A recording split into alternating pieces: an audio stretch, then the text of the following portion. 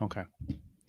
All right, people, we are live. Welcome to this episode of the Visionary Experience. Today promises, I'm telling you, it promises to be a very connecting and engaging conversation. I have my man Tony Roque from Pearson Realty here.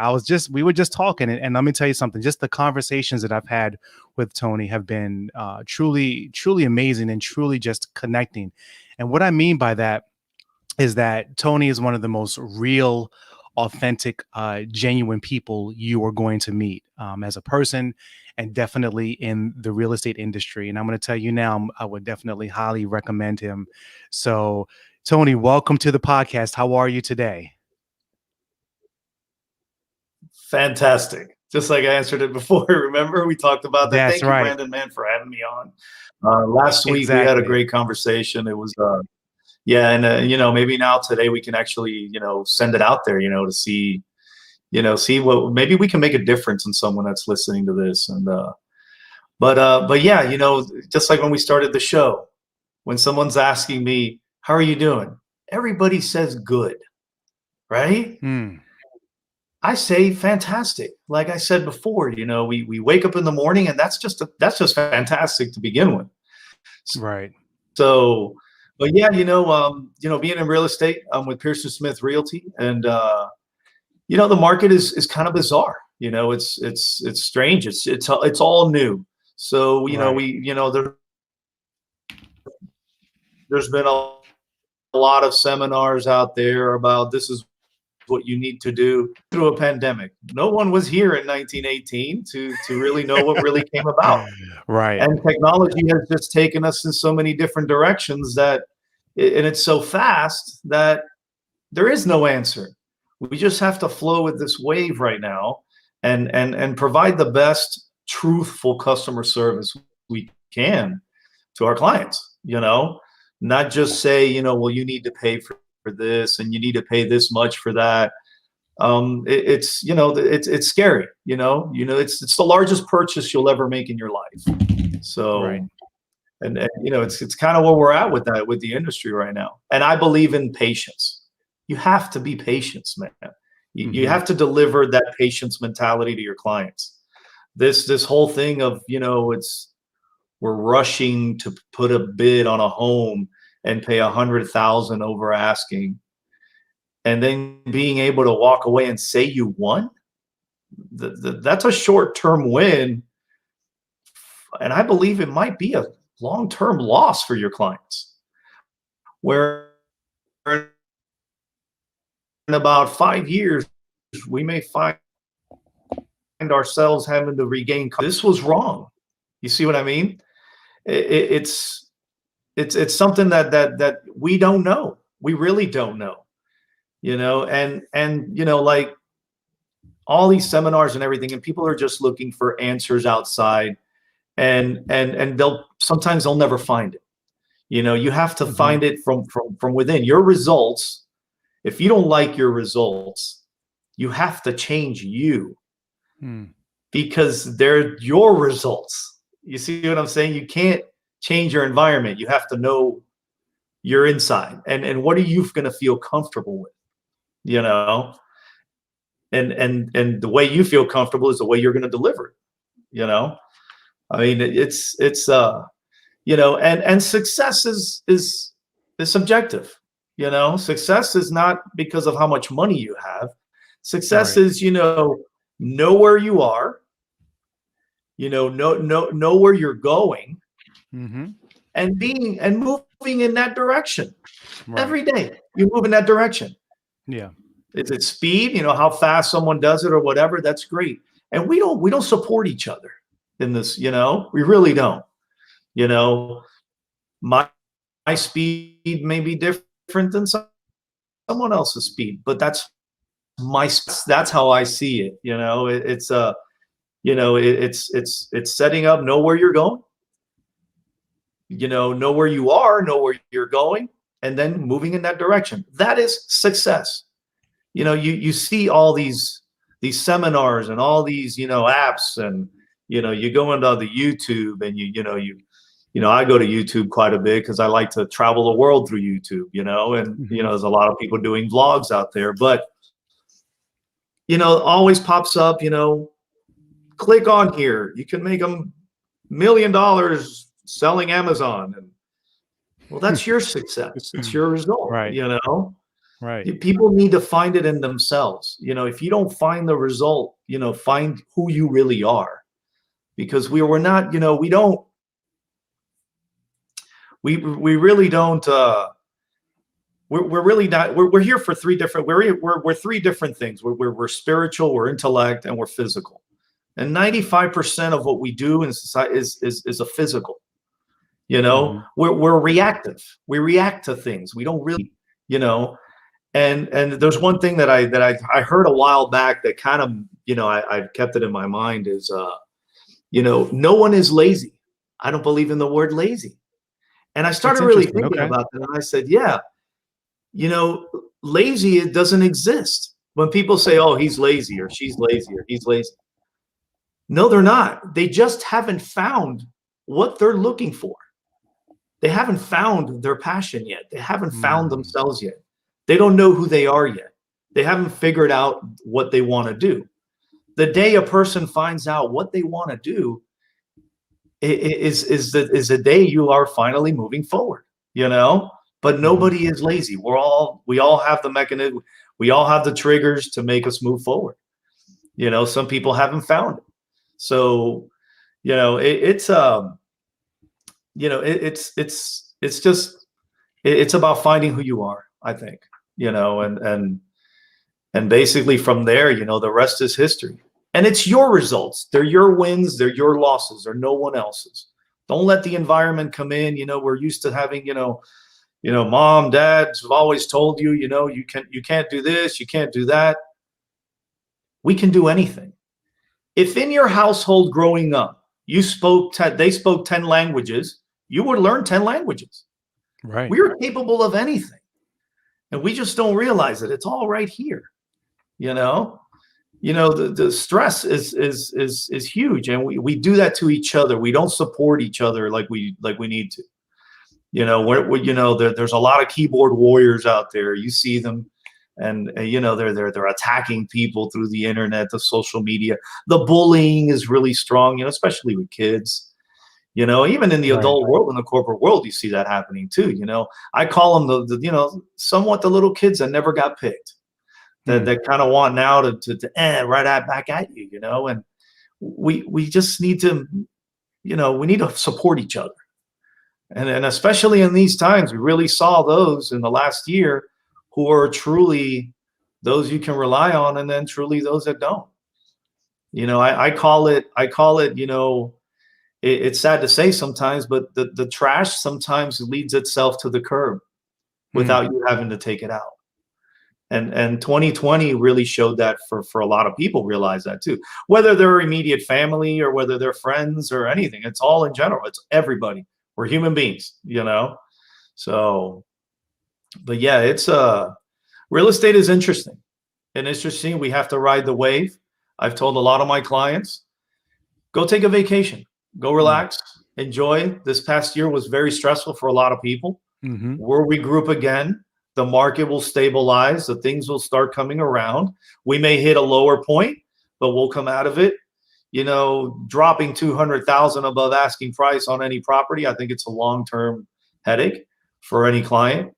So, I believe that being a little patient right now is going to be key for success in the future, I think, if we really want to deliver that customer service, part to our clients. So. No, I agree with you like 120%. You've said so many great things. It's kind of hard for me to really pick. Let me tell you something. I'll be 50 this year, man. And I've been, I worked I was a firefighter medic for 14 years. And I was an instructor for 4 of those years.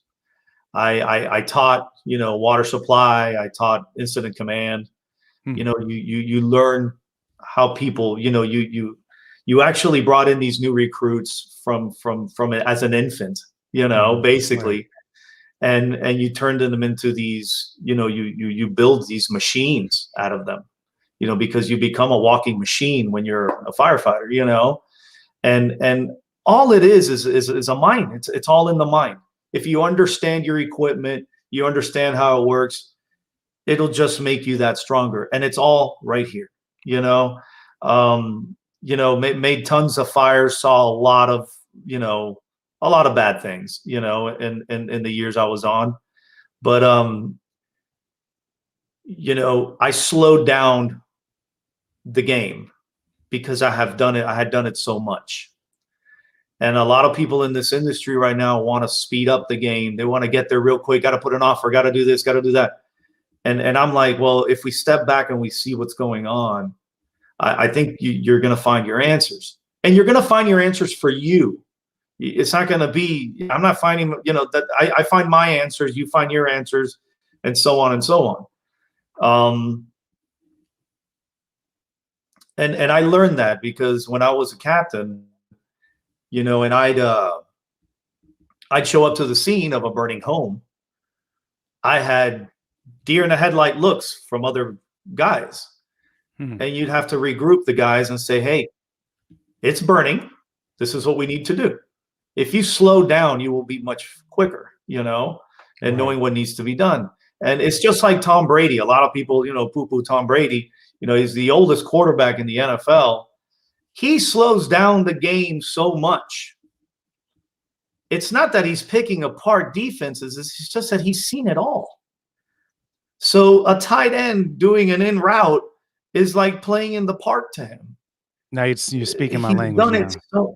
Do you see what I'm saying? But he does it so many times, and a lot of people are like, well, Tom Brady, I hate him, this and that. Well, that's fine. That's that outside environment distraction that if he lets get into his head, it will affect him.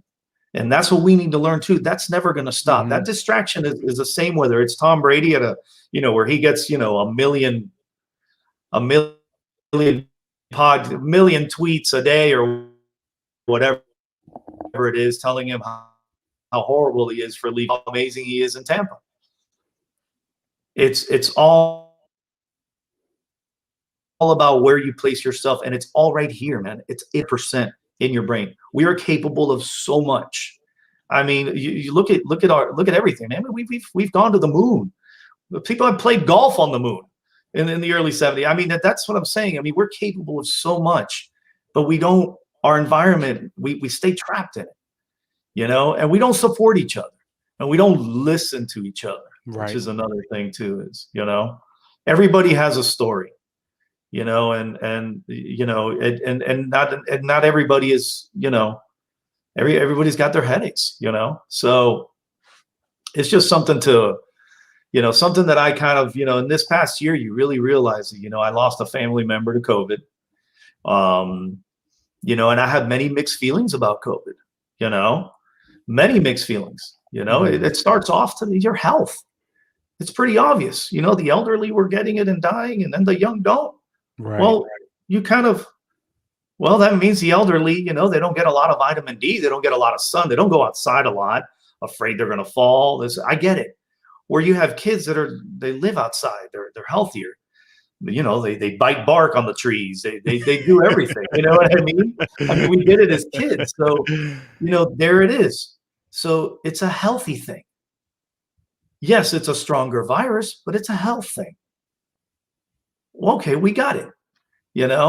Right. And it's so sad because we've been divided with this whole, well, if you stand closer than 6 feet, you're gonna give me the virus. He goes, man, humans don't kill humans, man. We just don't. We really don't. People are getting sick because they're unhealthy, and the mentality is just this attack on each other. And I mean, that's, it's sad. And that's another whole other thing we can get into too. But it's just a sad part, that we're there, and eventually we'll this will be behind us. And we'll do what we have to do, and we can go back on vacation, which is what I hope. So, well, you hit upon a general theme, because when you talk about, kind of slowing things down if we just rewind the clock. And I think fairly often about it, like going back to February, March, April, May of last year, and just trying to make sense of what was going on, but realizing that, you know what, wait a minute, I need to figure out how to adapt quickly. And you saw very easily and very quickly, unfortunately and unfortunately, the individuals and the business owners who adapted and changed and evolved, and those who didn't, right? Those who were in a financial position where they had money and payroll to pay their their employees, and those who had to let them go in 2 weeks, right, with mass layoffs and things of that nature. And it showed you the position of their company. So when you talk about reacting is a firefighter. Reacting is what you need to do, but it's how you react, right? You react with your training, you react with your temperance, right? You don't react with anxiety and worry, but you need to react because there's an action, right? And now you are countering that action with your reaction. And so I really appreciate you sharing that, because it's not necessarily a bad thing, but it's how do you do it, right? How do you face the problem that's in front of you? Because you are going to have to confront the problem, So you've touched upon several things there. And I use the word problem differently.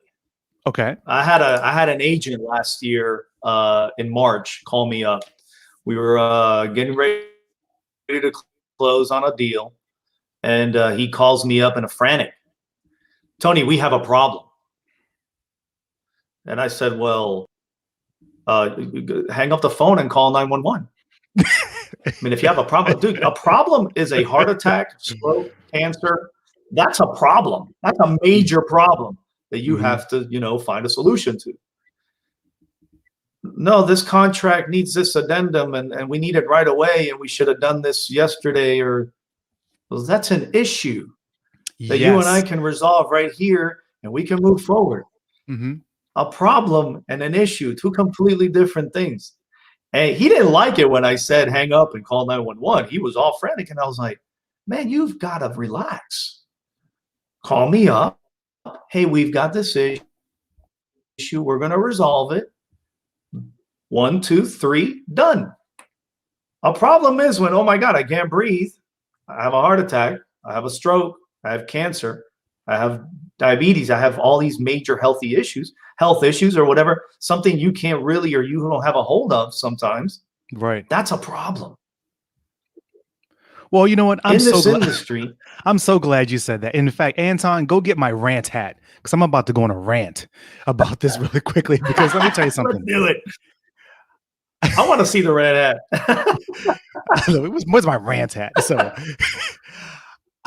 throughout the years, I've had so many conversations with realtors or different people in different industries or whatever, where something is so dramatic.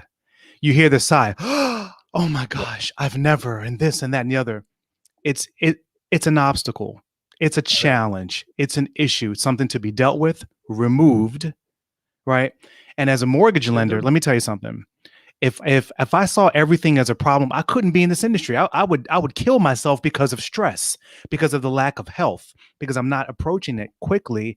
And I think the reason why so many people see things as a problem is because they take it as a personal affront or something that's going to threaten their transaction and threaten their commission.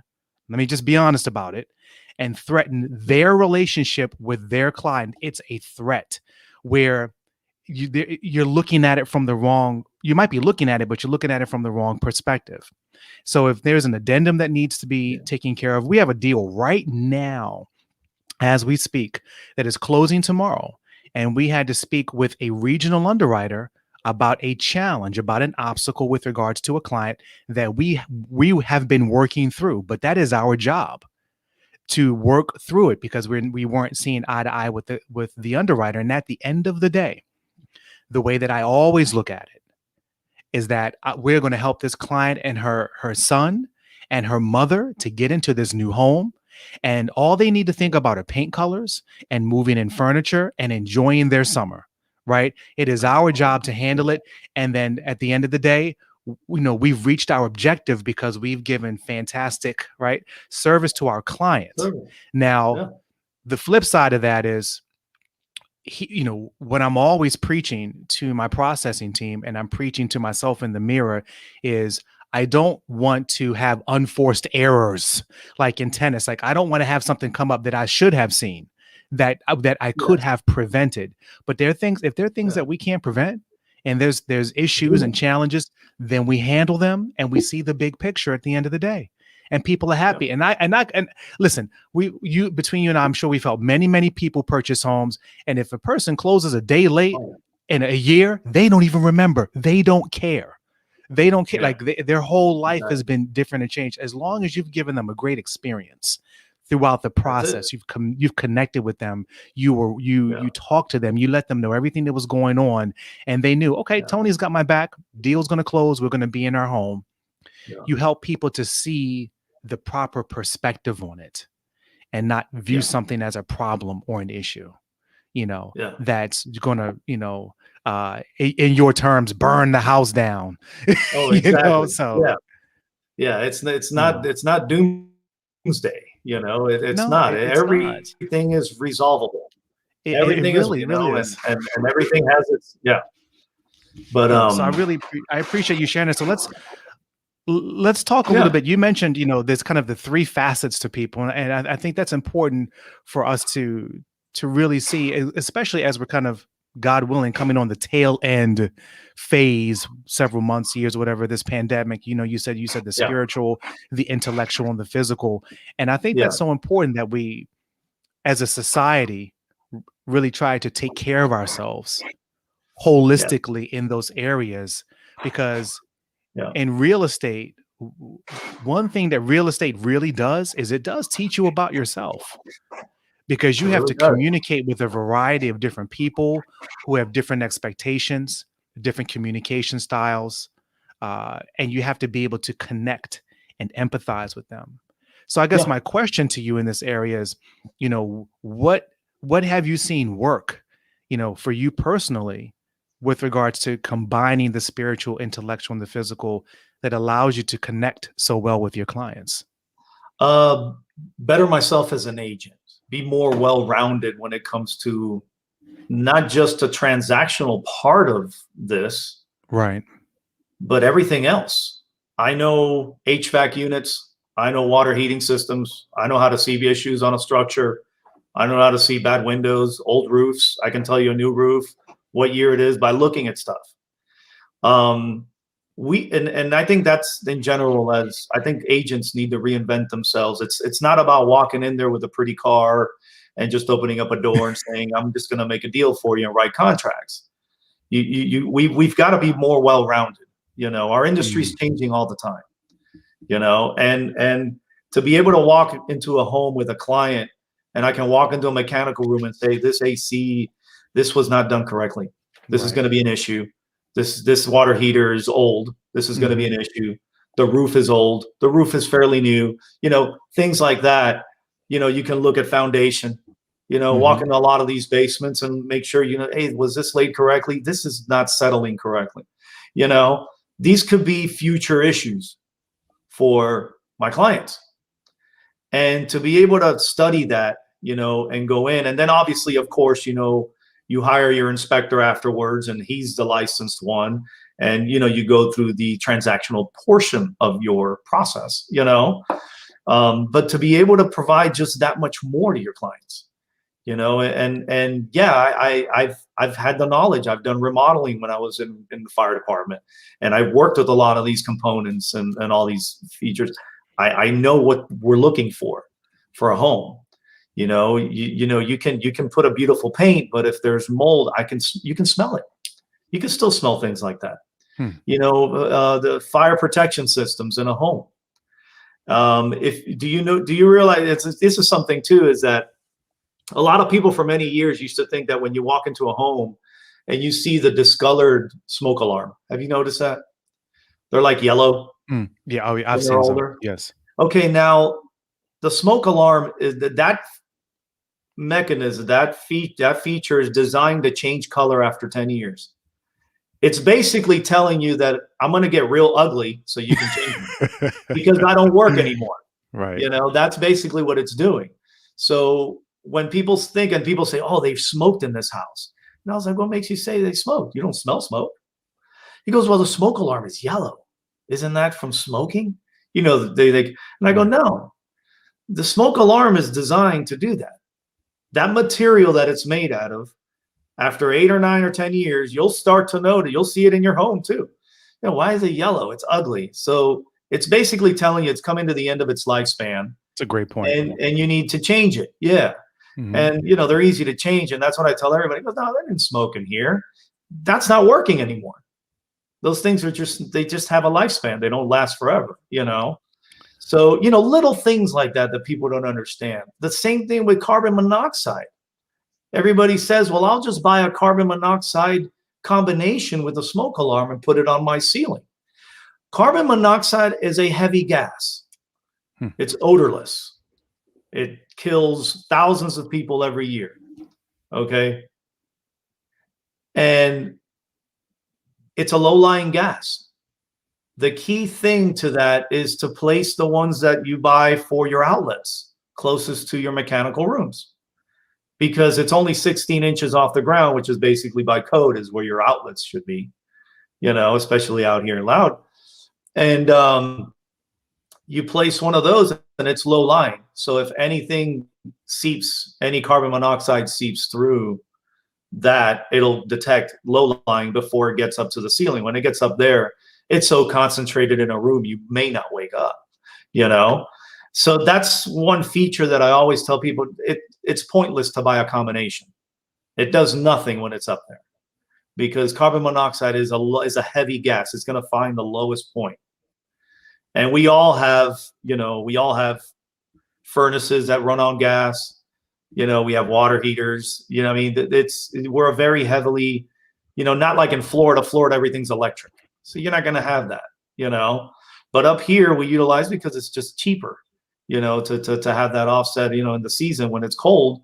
You know, if you start using electric heat in the cold weather here, when it gets really brutal, I mean, your electric bill is going to be, you know, $500-600 a month, you know. Oh yeah. So we offset it that way because of the systems we use.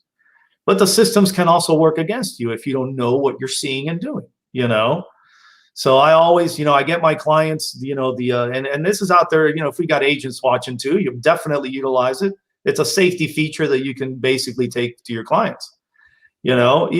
And that's what I was getting at. We just need to provide just a little bit more. We need to, you know, in this time, we need to provide a little bit more. It's not just the old school of making the transaction and making the negotiation and going home with a nice commission check. You know, we've got to be more of the package deal. You know, I've got a client now who just closed last month, and they're getting ready to remodel, add another bathroom to their house, and they're moving in next week.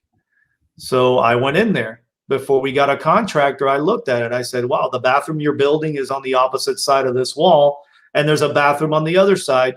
This should be fairly easy. We can utilize the same piping system and, you know, just things to be aware of it. I mean, I'm not saying for any of us to go become contractors, but we've done, and a lot of us have done enough home inspections to realize and know when you're walking through it with your client and the inspector to really understand what they're looking at, you know. But get involved, you know, get involved with the complete process of a home, not just the transactional part, because they're there to purchase a home, and you've got to be able to deliver it. You know, it's not just the transaction part is just part of it. You know, negotiation part is just part of it. It's just and a little issue. Yeah. And you're right.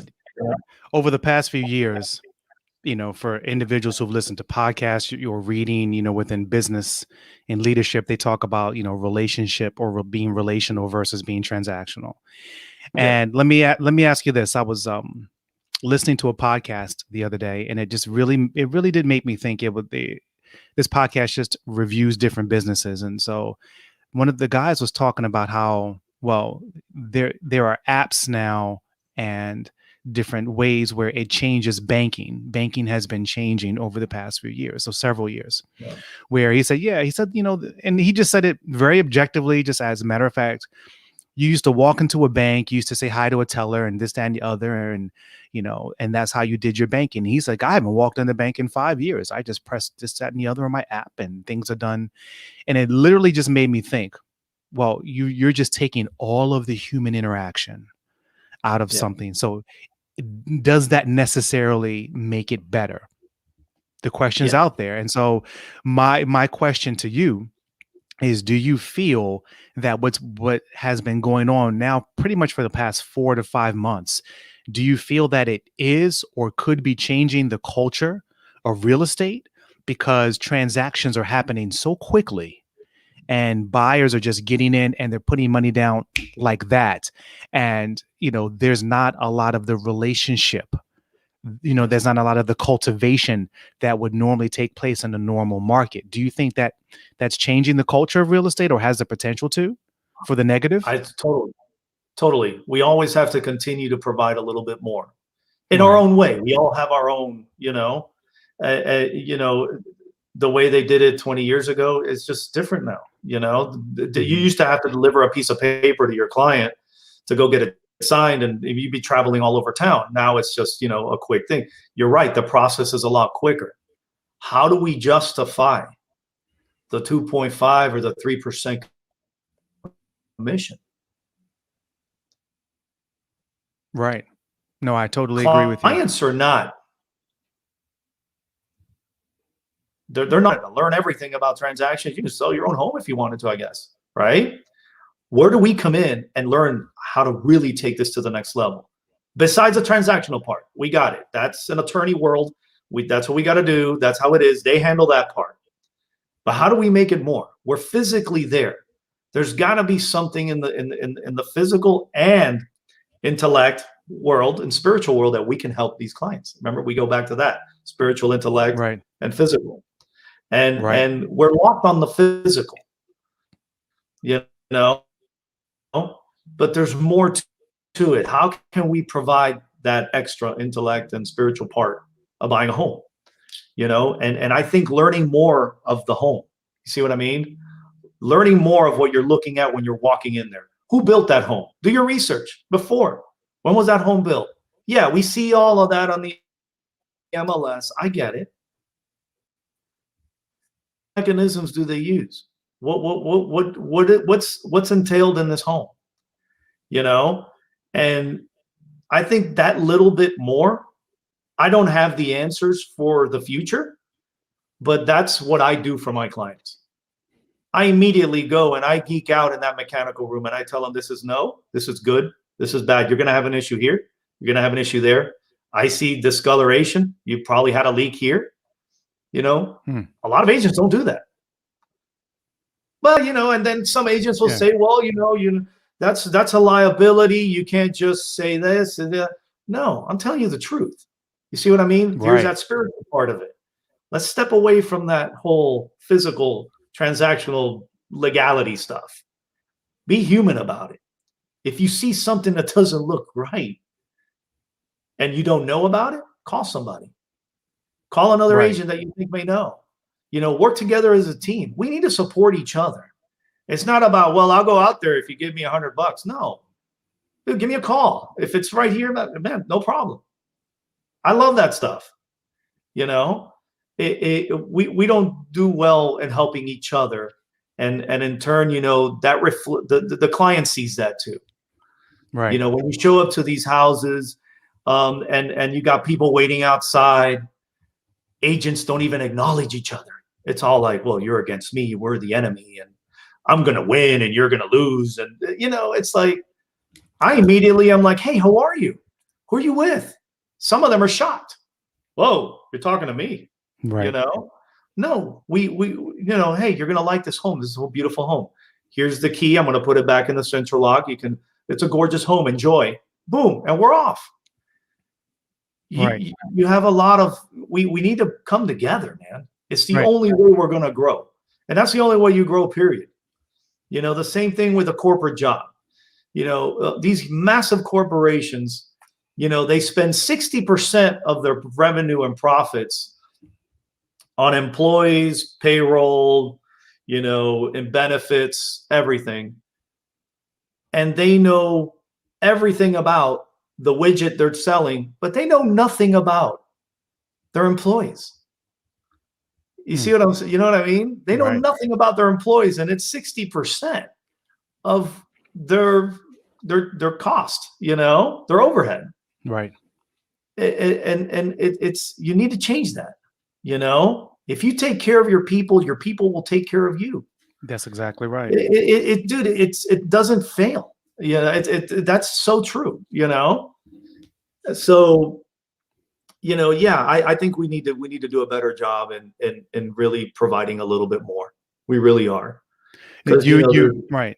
Now you make me think of a quote from Grant Cardone, and he's like people, and it's so true. When I read this, I was like, I highlighted there, underlined. He said, people don't pay you for what you know. No. People pay you for what you can do for them. Yes. And I think but you've actually fused those two things together, Tony, because you're combining everything that with regards to the HVAC and the carbon monoxide and the different maybe structural things or things where people don't know, and you're sharing that information with them in a way that will help better them, right? In a way that helps improve their lives, not just, oh, well, you don't need to do this because of whatever, but no, you're communicating it in a way that improves them somehow, some way. And then you're giving them real value, like something that's tangible. Yeah. And I think that's all the difference. And I definitely appreciate you sharing that, because it is true. I'm not here to judge any realtor or anybody. I'm definitely not going to do that. And I think really in any business, the most important capital is the human capital. Yeah. For sure. Like you can have a startup, right? Yeah. You can start, TR Realty, right? And you're like, okay, I'm going to put X amount of dollars into it. Well, what are you putting that really into? If you put that into people who help to drive the business, who help to build the reputation and the foundation of it, that human capital is what's critical. Yeah. And I just really don't want us to lose that aspect working in real estate. We double down on that here as a mortgage company, because you talked about earlier how people could sell their own homes.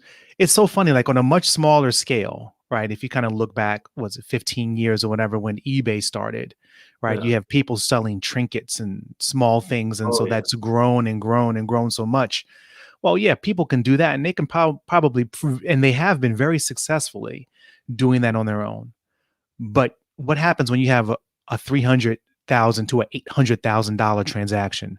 Yes. You really do need a trusted, reliable, competent, value-adding professional to help guide you through that transaction, so you do not regret it and get burned. Totally. Not someone, like you said, who's going to show up in a BMW, right? Hey, look how successful I've been because I'm driving this. And open up a door. Yeah. Look how successful I am. Open up a door. Okay, are you done? You want to make an offer? Okay, bye. That doesn't work. About the service. I don't care if I only sell 3 homes this year. I moved forward and I provided 110%. Business will be there. Right. It'll come. People are about, well, how many do you want to do this year? How many do you want to do this year? I don't know. I want to serve my clients. As they come in, I serve them, and it's not about, it doesn't matter. It's going to be there. If you keep moving forward, which is what we were talking about earlier with success. You set up your plan, you know where you're going, and then you just keep going in that direction. Man, I guarantee you will not fail. But remember, it's your result. It's your vision. Right. It's not mine. I'm not going to sit here and tell you how to do it. You need to figure it out for yourself. That's it. It's your wins and your losses. What's a loss to to me is not a loss to you. What's a win to me is not a win to you. It's what you are going to take. He's got this job and he doesn't do anything. I was like, no, he's not lazy. He just hasn't found his passion yet. No one is lazy. But I bet you if he's a gamer, you start talking to him about gaming, let's say, he'll blow your mind, you know? He'll light up like a Christmas tree, you know? That's just how it is. But no, I appreciate you sharing that. That's true. And it's, yeah, go ahead. Yeah. No, go ahead. I just wanted, to continue upon that thought with regards to success, because it truly, to me, it truly is relative. It's going to be different for the different people. I think at the very beginning of 2020, like coming in before everything kind of jumped off, I was like, okay, I wanted to close a certain number of units, right? As a business owner, I do need to set out some goals, for myself, and I need something to chase. I like to kind of have a little bit of the predator mindset, like, okay, let me go get that. It gives me that drive. And I think that's the case for a lot of entrepreneurs. But at the same time, coming through the year, going through various challenges, I think my mindset and my approach to it did mature a little bit, looking at it as, okay, what can we actually get accomplished? How much progress can we make? And that is literally, to me, is measured in how many people's lives can we change, not just how many purchases or refinances or home equity lines of credits, because now what we're doing is we're just making people a number, right? And I don't ever want people to feel like they're on a conveyor belt. Now the back operations, you want it to be a conveyor belt, but you don't want people to feel that way at all. You want them to feel like they are your client, that they're your only client. They have your full and undivided attention. And honestly, Tony, I'm gonna be very honest and open. That is something I'm constantly working on, because it sometimes that's difficult for me. Once I have somebody on the phone, they got me. But with different things going on, there is that measure of organization and discipline, so that people don't feel like they're not getting you, And so that, to me, is part of the success. How can we do things better so people can be better served? So go ahead. Yeah. And to piggyback on what you were, you take some of the most successful people that have changed everything in our lives around us. All right. Sure. The Jeff Bezos of the world, like the Gates, the Elon Musk, and you talk to them, and to them, it wasn't about transactions. Mm-hmm.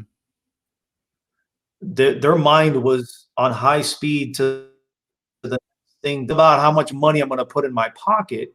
It was about, how can I make this easier for mankind? I mean, these guys, their mind was at a different level. I get it, Mm-hmm. But Jeff Bezos didn't start by, creating this company that could, you can press click on your computer and have it in your house by this afternoon.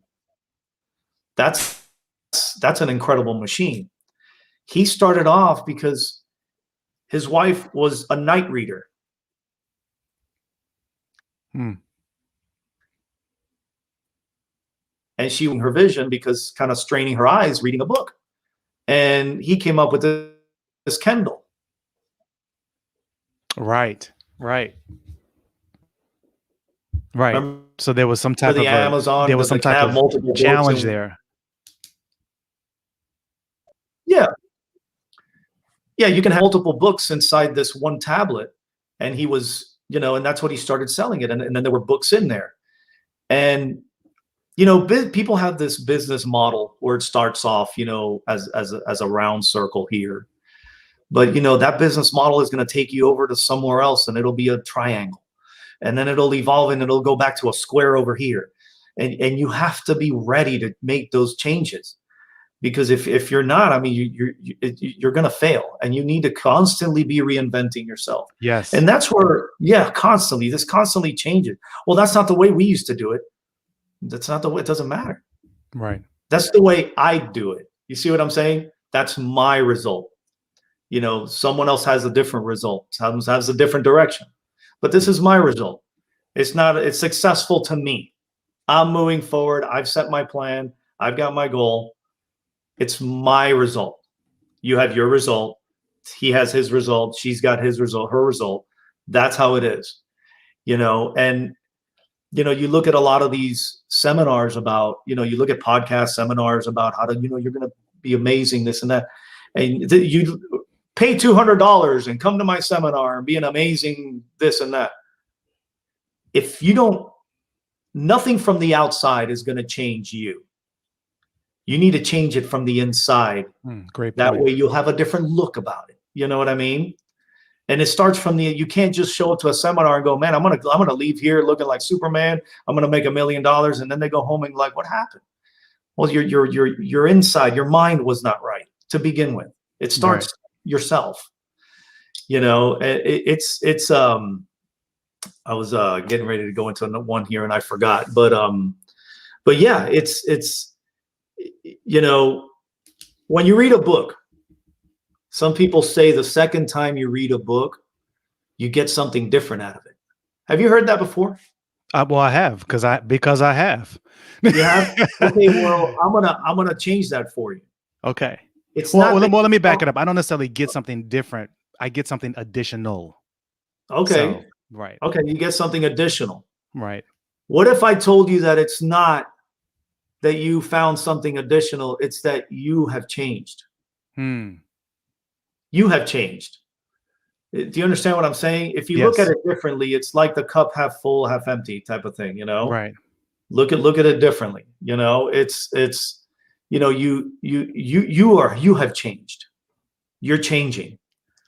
The way you're reading that now is different because you're changing. Well, that's very true, because as you change and you grow, you look at things differently, you interpret it differently. Yeah. You have a different set of experiences, right? That you're now filtering everything that you read through. So that's a fantastic point. And it's constantly changing. I mean, there's people that walk around with the same book for the last 20 years and they can rewrite it. But every time they read certain passages and certain things, whether it's a Bible, whether it's a self-learning book or whatever, they're changing. And that the book is not doing anything for them. Every time they read that, they're continuously evolving. The same thing happened with COVID. Last year, when we all of a sudden stopped doing anything, the planet was starting to fix itself immediately. Venice, Italy. You could see to the bottom where you couldn't do before. The famous mountain in Japan. You couldn't see it from the city. All of a sudden, people were like, wow, we can see it. We've never been able to see it. The planet and everything continues to evolve and continues to fix itself. So, and that's the way I see it. You just, it's the fact that you're constantly changing, and you just need to allow it and let go of the environment, the physical environment, the physical. It's going to be an interesting few months, and especially year with real estate, and we just need to support each other right now. No, we're not doing a lot, and I get it. There's a lot of stress going on. There's a lot of stress going on, and rightfully so. That's why the mind is so important right now. It's more important than anything physical. He gets right and move forward, and then that's success. That is success. Something as simple as that, that's success, and take it as a success. It's a win.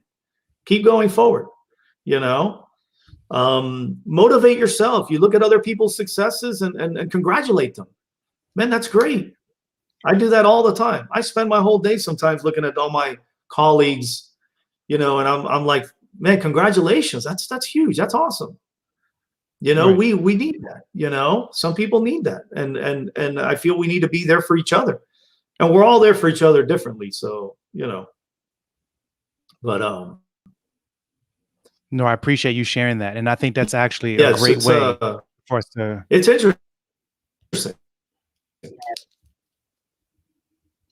Oh, lost you for a minute. Oh, You back? you got it? Yeah, I got you now. Yeah. Was I out? Was I out, or did the Oh yeah, video but go it's out, or was it? nope. The video's still good. Don't worry. You're still here. You're here with Oh, me in okay. spirit. There we go, baby. Yeah, I know. Man, I Yeah. know. I really do hope. I mean, I think we're getting there, with the vaccines and everything. I think I look forward to having that human contact again. It's been, we need it. We need it. At the end of the day, even our kids need it. They need to go back to school. They need to just be with each other. I mean, it's something that it's who we are.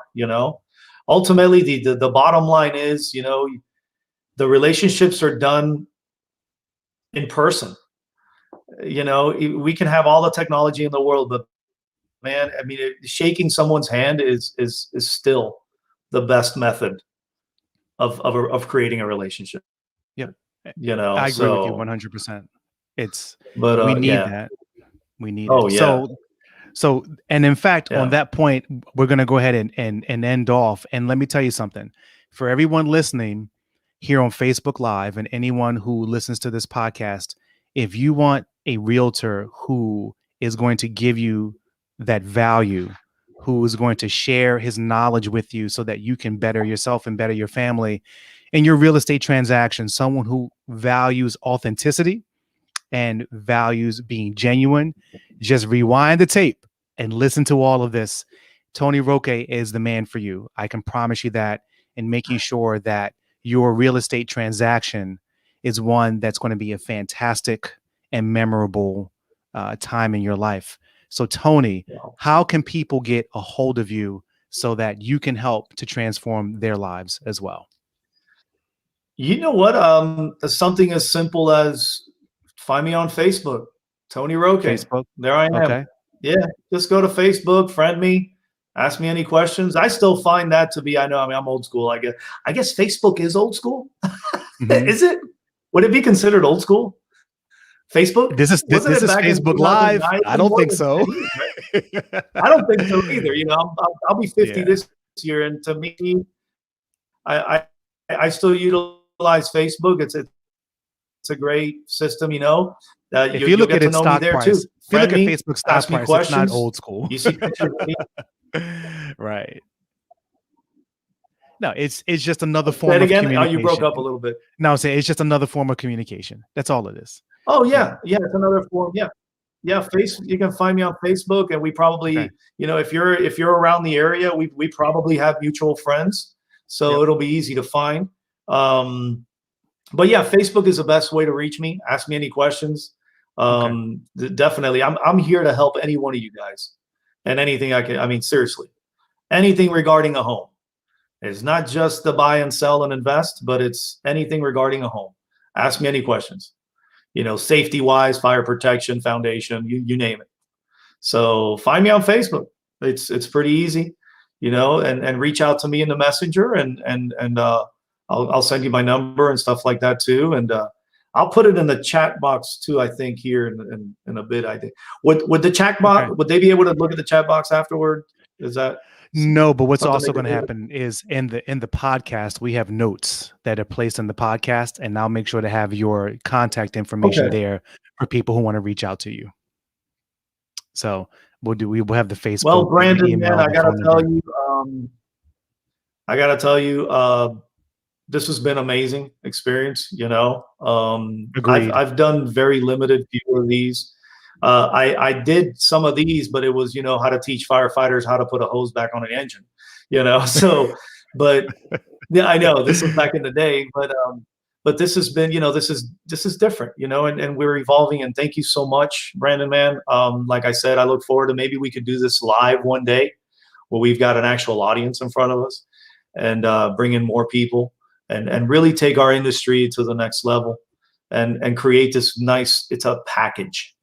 It really is. We're all in a package deal here, Oh, together. I agree with you. Yeah. But thank you, Brandon, for Yeah. inviting me Thank tonight. you. And like I said, thank you so much. And I'll put all my contact stuff on there too. And I guess later Okay. on, and definitely Facebook. But thank you, everybody. And thank you, Brandon. Thank you, guys. All right. Awesome. Yeah. Yeah. We'll do a part two. We'll do it live here at Visionary Studios. So, Awesome. Yeah, I'd like to do that. yes, Yeah. absolutely. Yeah, be my pleasure. So thank you everyone for listening to this conversation, this very open and enlightening conversation on this episode of the Visionary Experience with Mr. Tony Roque of Thanks, Pearson man. Smith Realty, representing the DMV, making sure that you and your families are taken care of. Take care, everybody. God bless, and see you again soon. Thank you.